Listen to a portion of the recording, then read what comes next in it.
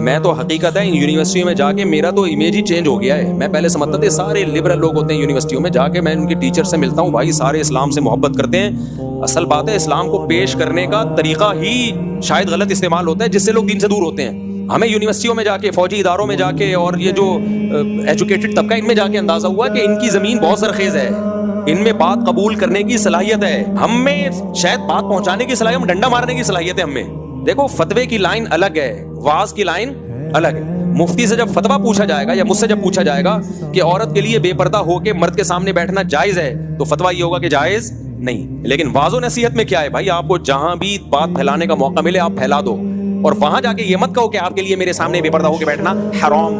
وہاں جا کے تو اپریشیٹ کیا جائے گا، بھائی آپ بے پردہ گھومتی تھی لیکن آج آپ دین کی بات سننے کے لیے آئی ہو.